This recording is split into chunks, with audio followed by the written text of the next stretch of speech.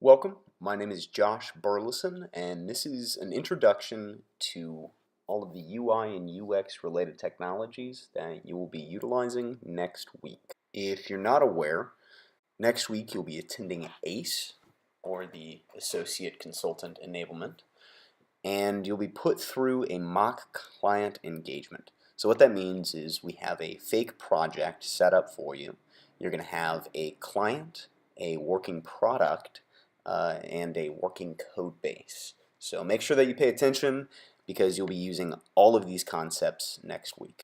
If you have any questions regarding this video, ACE, or Red Hat in general, feel free to reach out to me at any of the mediums listed below. Now, this video is the first in a three-part series. In it, we're going to be covering web application communication. This is how the user interface, which runs in your browser, communicates with the rest of the application code, which is running on your server, and accesses data in the database.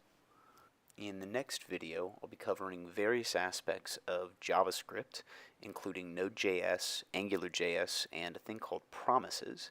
And in part 3, we'll be doing a deep dive into the codebase that you'll be utilizing next week.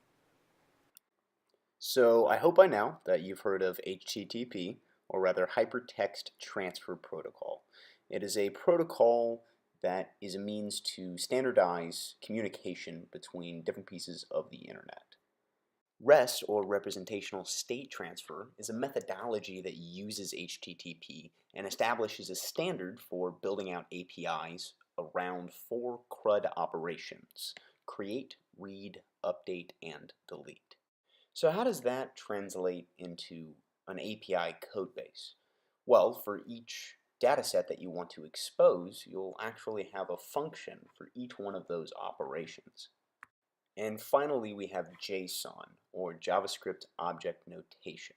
This is the format in which we package up our data so that it can be sent across HTTP using REST endpoints. So at the bottom here, we have a series of events to try and help you understand how all these different pieces work together. First, let's say a user clicks a button on a website and requests some information. That click fires off what is called an AJAX request, which stands for Asynchronous JSON and XML. So that AJAX request sends some JSON over to our CAML endpoints, which are REST endpoints, down the CAML routes in our server, and accesses some data in our database. So let's add a few more pieces to the puzzle and take a high-level view of our product in a little thing I like to call a 3-box diagram. Essentially, every web application ever consists of these 3 pieces. You have your browser, which is running in your laptop or PC locally. You have your server or web server running out in the cloud, and obviously a database that stores all of your persisted information. So I'm going to ask you to do a Dora the Explorer and pause the video and try and see if you can place each of the technologies in their corresponding box.